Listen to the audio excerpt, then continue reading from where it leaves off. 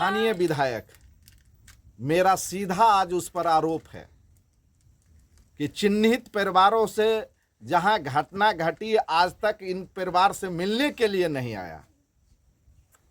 हमको लगता है बिहार में पहला ऐसा कोई विधायक होगा, ऐसा ना समझ,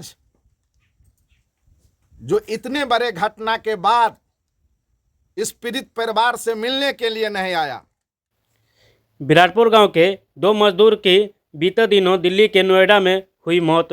खजौली विधानसभा के पूर्व विधायक प्रत्याशी ब्रज किशोर यादव ने किया आर्थिक सहयोग। बासोपट्टी क्षेत्र के अरघावा पंचायत के बिरारपुर गांव के 2 मजदूर ललित यादव व सरोज यादव की दिल्ली में मौत हो गई। गुरुवार को खजौली विधानसभा के पूर्व विधायक प्रत्याशी ब्रज किशोर यादव ने परिवार के लोगों से मिलकर आर्थिक सहयोग किया, साथ ही आगे चलकर हर संभव मदद का भरोसा दिया। इस मौके पर उप प्रमुख चंदन यादव, विजय दास, दीपक यादव, रवि यादव समेत अन्य ग्रामीण मौजूद थे। मजदूर जो दिल्ली में काम करते थे उनका भी पिछले दिनों मौत हो गया था। कल उनका दाह संस्कार भी हुआ। लगता है इस पंचायत को किसी का नज़र लग गया। लगातार हम तीसरी बार यहाँ पर आए हैं। इससे पहले जो बछराजा नदी में 2 मासूम बच्चे डूब के मर गए थे, फिर ये जो कल परसों जो हुआ है देहावासन, इनकी मृत्यु हुई है आकस्मिक। उससे पहले इनका भी उसी फैक्ट्री में मृत्यु हुआ है जहां उससे पूर्व उस हनुमान नगर के मजदूर का हुआ है। तो निश्चित रूप से मैं फिर कहना चाहता हूं कि सरकार की विफलता है। जब तक कोई नया उद्योग नहीं लगेगा बिहार में, जब तक प्रवासी मजदूर रुकेंगे नहीं, तब तक ऐसी घटनाएं घटती रहेगी। आपके सामने में अब इसका पूरा परिवार रोता बिलखता, 3 बच्चियां हैं, एक छोटा सा मासूम बच्चा है, इसको कोई देखने वाला नहीं रहा। निश्चित रूप से हम लोग एक सामाजिक कार्यकर्ता हैं। हम लोगों से जो भी बन पड़ेगा, हम आर्थिक सहयोग आज भी किए और कल भी इस परिवार के लिए खड़ा रहेंगे। और हम क्षेत्रीय तमाम सामाजिक लोगों से आग्रह करते हैं, चाहे वो राजनेता हो या सामाजिक कार्यकर्ता हो, ज़रूर इस पीड़ित परिवार से मिलें और इस पीड़ित परिवार को जो भी आर्थिक सहायता हो निश्चित रूप से दिलवाने का काम करें। साथ ही जो भी प्रवासी मजदूर हैं उनसे मेरा एक आग्रह है कि एक बार ज़रूर, कई संगठन प्रवासी मजदूर के नाम पर बना हुआ है, लेकिन आज जब इस परिवार लगातार आप लोग साथ में हैं ही देख रहे हैं, कोई भी प्रवासी मजदूर का लीडर तक इन परिवार से मिलने के लिए नहीं आया है। जो प्रवासी मजदूर का यूनियन चलाता है वो भी नहीं मिलने के लिए आया है। साथ ही यहाँ का क्षेत्रीय विधायक, सांसद या कोई भी जनप्रतिनिधि, राजनेता इस परिवार से मिलने नहीं आया है। बड़ा ही विडम्बना है। अगर कोई बड़ी परिवार में वैसा भी सामान्य मृत्यु हो जाए और कोई बड़ा परिवार हो, कोई बड़ा सामाजिक लोग हो, समाज में वो धन्नार हो, तो उसके यहाँ लंबी लंबी गाड़ियाँ लगी रहती, अभी कई कारें और कई मोटरसाइकिल लगे रहते। तो यह सरकार और साथ ही साथ एक सामाजिक जो विषमता है यह दर्शाता है कि क्यों नहीं इस परिवार से मिलने के लिए अभी तक कोई आया। साथ ही लोगों को लगता होगा कि यह सब करने से कुछ सामाजिक या राजनीतिक कुछ चेतना जगती है। मेरा मानना है कि जब तक समाज में ऐसे लोगों से आप मिलेंगे नहीं, आप लोग उजागर नहीं करेंगे, तब तक ऐसी घटनाएं घटती रहेगी। तो निश्चित रूप से प्रवासी मजदूर पर और हम स्थानीय सांसद और विधायक से आग्रह करेंगे कि एक प्रश्नकाल किया जाए कि इनके क्षेत्र में ऐसी घटना घटी, कंपनी के द्वारा कोई राहत नहीं हुआ। अगर क्षेत्रीय सांसद और विधायक अगर विधानसभा में इस तरह का आवाज़ उठाया जाए।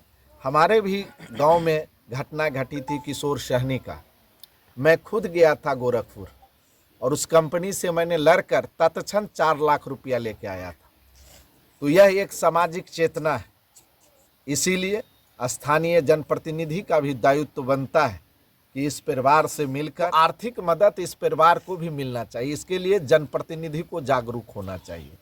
क्या मीडिया के साथी आप बताइए, अगर यह विधायक जी यहाँ आए, सांसद जी यहाँ आए और इस परिवार के लिए अभी एक बार अगर बोल दिया जाए तो हमको बुझाता है कि बहुत बड़ी राहत होगी और इसको आर्थिक मदद मिल जाएगा। अपने घर से भी नहीं देने की बात होती है। मैं यह नहीं कहता कि आप अपने घर से दीजिए, लेकिन प्रवासी मजदूर का जो सरकार के द्वारा जो निर्धारित किया गया है मापदंड, उसके भी अनुसार इस परिवार को कौन दिलाएगा? स्थानीय जनप्रतिनिधित्व का दायित्व होता है। इसीलिए यह सामाजिक समझिए कि पूर्ण रूप से यह सामाजिक एक गिरावट सा हो गया है जनतंत्र में, कि लोग पार्टी के नाम पर, सिलेट के नाम पर, जात के नाम पर, वर्ग के नाम पर, धर्म के नाम पर वोट करता है। परिणाम आपके सामने में है। लगातार आप लोग कई घटना में हमारे साथ रहते हैं। वो जनप्रतिनिधि आना उचित नहीं समझता, क्योंकि वह जानता है कि सिंबल ले आएंगे, किसी पार्टी से टिकट ले आएंगे, हमारा तो बल्ले बल्ले हो ही जाएगा। तो फिर देखने का क्या है? और हम लोग भी वही करते हैं, स्थानीय लोग भी यही करते हैं कि वह अभी से ही समीकरण बनाने लगते हैं अपने जात, वर्ग, धर्म, पार्टी, सिलेट पर। इसीलिए सामाजिक चेतना की ज़रूरत है, और सामाजिक चेतना होगी तो ऐसे लोगों की मृत्यु भी रुकेगी और हम लोगों को न्याय भी। रोज याद अचानक उनका मृत्यु हो गया था दिल्ली में पिछले दिनों।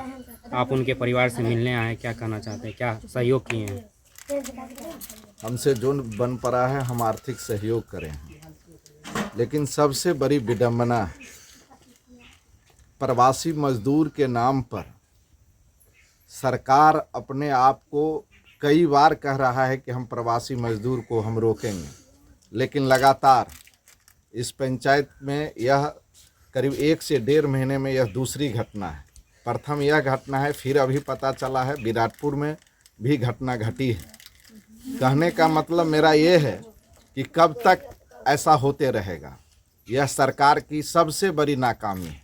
दूसरी बात, जिस लोग लोकतंत्र की बात करते हैं, उस लोकतंत्र में जो स्थानीय विधायक, मेरा सीधा आज उस पर आरोप है कि चिन्हित परिवारों से जहां घटना घटी, आज तक इन परिवार से मिलने के लिए नहीं आया।